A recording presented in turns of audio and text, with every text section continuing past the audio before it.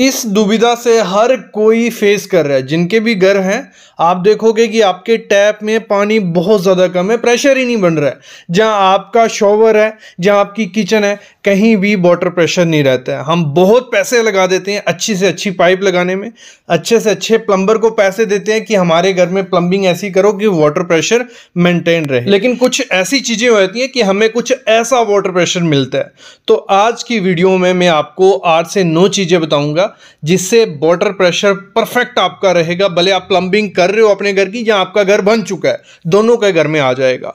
और सबसे पहले जब हमारा प्रेशर कम होता है, हमारे दिमाग में आता है कि शायद टैब में क्या हुआ, मिट्टी फंस गई होगी, उसे खोलते हैं हम, ठीक है, और वो भी साफ निकलता है और प्रेशर सेम का सेम रहता है।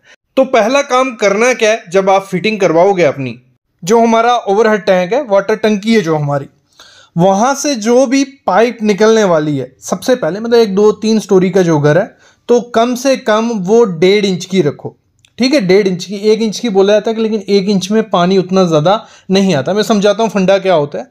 देखो, आधे इंच की पाइप है, उसमें अगर 1 लीटर पानी आ रहा है, अगर वो डबल हो जाती है, आपको लगेगा 2 लीटर पानी आएगा उसमें से, ठीक है, लेकिन वो 4 लीटर हो जाता है पर मिनट के हिसाब से, ठीक है। तो आपको कितनी 1.5 इंच की लगानी है। और जैसे जैसे आप नीचे आते जाओगे, जैसे हमारी मेन लाइन वहाँ से आई, फिर हमने नीचे उसको बाथरूम में, किचन में ले गए उस लाइन को, तो 1.25 इंची वो कर दो आप, ठीक है, 20 mm की कर दो।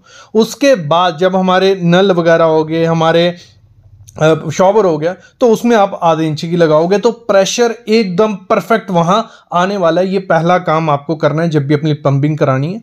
और इसी में आपको क्या करना है, जब टैंक में से हमारी पाइप निकल रही है 1.5 इंची की, तो कभी कभार क्या होता है, कुछ सिचुएशन के कारण उसको स्लोप दे दी जाती है। वो कभी नहीं करना है आपको। आपकी पाइप हमेशा सीधी रहनी चाहिए, हॉरिजॉन्टल रहनी चाहिए। थोड़ा भी ऊपर हुई तो वहां बहुत दिक्कत आने वाली है। और जैसे सीधी वो लाइन जा रही है, जहां से वो बेंड होती है, नीचे वो जा रही है जहां भी, तो वहां पे आपको एल्बो देना पड़ता है। एल्बो देना, एक आधा एल्बो तो आपको देना पड़ेगा। एल्बो आपने दिया तो जहां से वो नीचे जा रही है, वहां से क्या होता है, एयर वेंट बन जाता है, वहां से हवा बनती है और वहां से सबसे ज्यादा प्रेशर कम होता है। सबसे बड़ी चीज होती है जो घर में प्रेशर कम आता है, जब आपका बेंड दिया जहां पे, वहां एयर बेंड बनने लग पड़ता है। तो उसको काउंटर करने के लिए हम क्या देते हैं, एक ऐसी पाइप प्रोवाइड करते हैं, यहाँ से जो एयर वेंट है, एयर भी बाहर निकलते जाए और हमारा प्रेशर जो है वो प्रॉपर से बनता है। और ये आपको कहाँ देनी है, हमेशा जहाँ से पाइपलाइन नीचे जा रही है, आपकी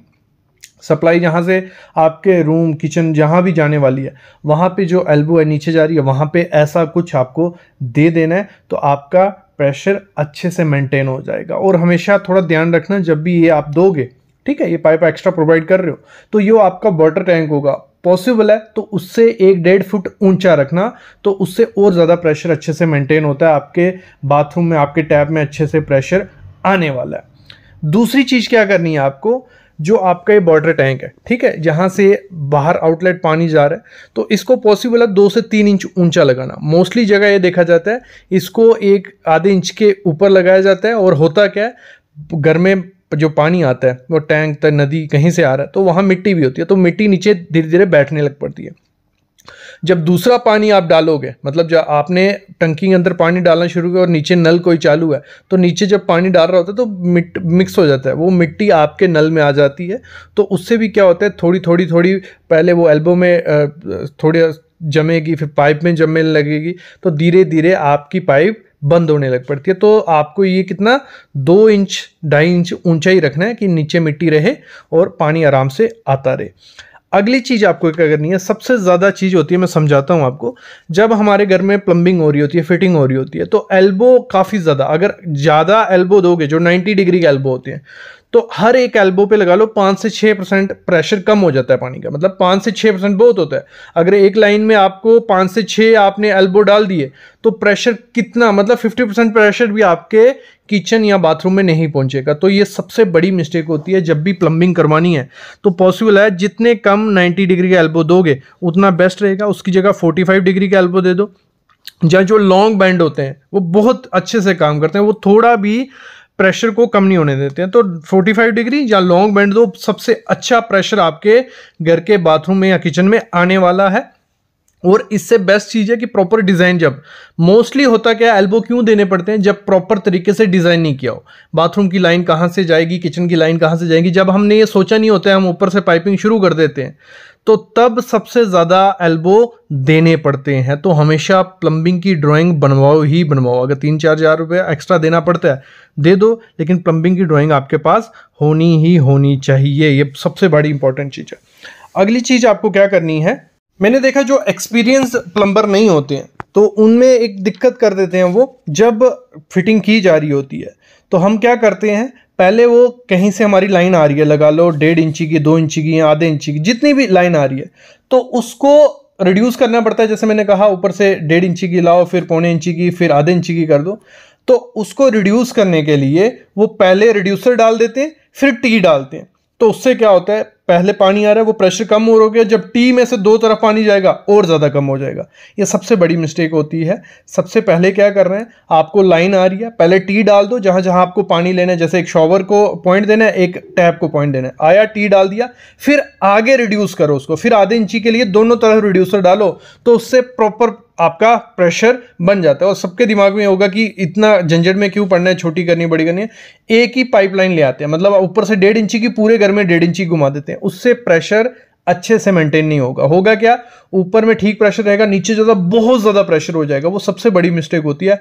हमेशा अगर अच्छे से प्रेशर भी रहना है, बजट में भी अपनी प्लम्बिंग करनी है, सब कुछ सही करना है, तो ऊपर से बड़ी पाइप, फिर एकदम से उसको छोटा नहीं करते जाना, थोड़ा टाइम लिया, उसके बाद थोड़ा उसमें 1.25 इंची की डाली, फिर आधे इंची की डाली। तो इस तरीके से जब हम प्रोवाइड करते हैं तो हमारा प्रेशर जो होता है नल वगैरह में वो सही से आता है।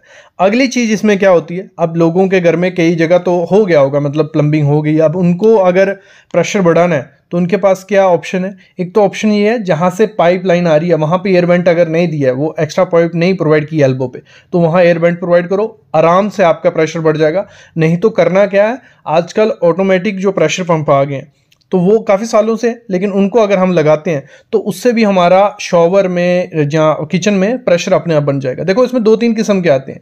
एक तो आता है कि आपको सिर्फ अपने बाथरूम के लिए लगाना है या किचन के लिए ना, वो अलग से लग जाएगा, वो थोड़ा सस्ता पड़ता है, 5-6 हज़ार रुपये में काम हो जाता है। फिर कुछ 5-6 हज़ार में ज़्यादा बोल रहा हूँ कंपनी का, आपको 1200-1300 रुपये में प्रेशर पंप मिलना शुरू हो जाते हैं, ठीक है। तो वो आप लगा सकते हो। काफ़ी कंपनी से, हर एक कंपनी बना रही है, कॉम्प्टन बना रही है, हैवेल्स बना रही है, पॉलीकैब बना रही है, प्लास्टो बना रही है, हर एक कंपनी ये ऑटोमेटिक प्रेशर पंप बना रही है। तो इनको लगा के आपका प्रेशर बढ़ सकता है, अच्छे से प्रेशर आपका मेंटेन हो जाएगा आपके शॉवर में, टैप में। लेकिन अगर आपके घर में प्लम्बिंग अभी हो रही है तो ये जो 7-8 बातें हैं इनको ध्यान रखोगे तो प्रेशर पक्का होने वाला है अच्छे से। और एक इसमें और इम्पॉर्टेंट चीज़ होती है, ब्रांडेड कंपनी की आपको क्या करनी है, पाइप यूज़ करनी है। MS की जो लोहे की पाइप होती है उसको बंद करो, मस्त करो ही नहीं, क्योंकि करोजन से तो और प्रेशर कम होगा। CPVC करो, हॉट एंड कूल लाइन जो होती है वो अलग से करो। और जब भी अपना बाथरूम या किचन की प्लम्बिंग पाइप बिछवानी है तो प्रॉपर से उसका डिज़ाइन करवा लो। मतलब दूर से अगर आपको लानी पड़ रही है, ले आओ, लूप बनाना पड़ रहा है, लूप बना लो। लूप से बेस्ट रहता है प्रेशर। लूप क्या हो गया, मतलब एक पॉइंट है, दोनों तरफ से उसका पानी अगर पाइप में रहता है तो लूप समझना आपको इतना आइडिया नहीं लगेगा, लेकिन प्लम्बर को अगर बोलोगे कि लूप बना दो हमारे बाथरूम में, तो प्रॉपर से वो लूप बना देगा। एक पाइप एक्स्ट्रा लगती है तो उससे आपका प्रेशर अच्छे से मेंटेन रहेगा आपके बाथरूम में। CPVC पाइप में एक चीज और है, आपको जब भी पाइप लेनी है तो आपको एक चीज चेक करनी है, SDR। SDR क्या होता है, SDR से ही कॉन्ट्रैक्टर आपको बेवकूफ बना देता है। देखो आप ब्रांड चूज कर लेते हो कि सर हमें एस्ट्रल की पाइप या अपोलो की पाइप लगानी है घर पे, वो बोलता है ठीक है कोई दिक्कत नहीं है, लेकिन वो SDR मतलब ज्यादा लगा देते हैं, सॉरी SDR 13 कर लेता है वो। SDR 13 क्या हो गया या 17 क्या हो गया, ये क्या है कुछ समझ नहीं आ रहा ना, मैं समझाता हूं। देखो SDR 6, SDR 7 या SDR 11, ये ऐसे SDR हो गए, मतलब इनकी फुल फॉर्म में तो मैं किसी की बोलूंगा ही नहीं आपको, क्योंकि हमारे काम की नहीं है फुल फॉर्म कोई, ठीक है। SDR समझो, SDR 11 जो है वो हमें अपने घर के लिए यूज करनी है। क्यों यूज करनी है, क्योंकि वो पाइप मोटी होती है, थोड़ी कॉस्टली होती है, उसमें प्रेशर अच्छा, मतलब आपकी पाइप फटेगी नहीं। कभी भी प्रेशर पानी का बनता है पाइप में तो वो फटेगी नहीं, ना लीक होने के चांसेस कम होते हैं। तो आपको SDR 11 यूज करनी है। कॉन्ट्रैक्टर क्या करते हैं, आपको बोल देते हैं कि हम एस्ट्रल की यूज करेंगे, लेकिन वो SDR 13.5 यूज कर देते हैं या SDR 17। उसमें क्या होता है, वो पतली पाइप होती है, सस्ती मिलती है, उसमें ना प्रेशर अगर ज्यादा हो गया तो वो लीकेज के चांसेस बन जाते हैं।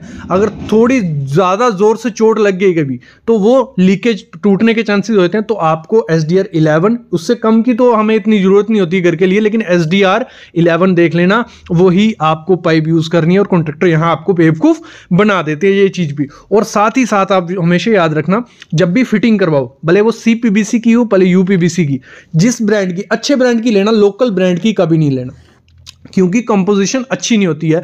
तो आप जब ब्रांडेड लेते हो, भले आपने सुप्रीम की ली, ठीक है, जो उसको सॉल्वेंट होगा जिससे पाइप वो चिपकेगी, क्योंकि हमें जॉइंट तो देने पड़ेंगे, एल्बो डालने पड़ेंगे, टी डालने पड़ेंगे। तो जब हम दूसरी कंपनी का सॉल्वेंट दूसरे ब्रांड में यूज करते हैं तो वहां भी चांसेस लीकेज के बनते हैं। ये मोस्टली देखा गया, आप मानोगे नहीं, लेकिन कभी ट्राई करके देखना कि आपको हमेशा क्या करना है। अगर सुप्रीम की पाइप आप ले रहे हो तो आपको सुप्रीम का ही सॉल्वेंट लेना है चिपकाने के लिए, ना कि एस्टल का या आशीर्वाद का। तो ये चीजें भी ध्यान देनी है जब भी आपको अपने घर में प्लम्बिंग करवानी है, जहां प्लम्बिंग पाइप खरीदने जाना है।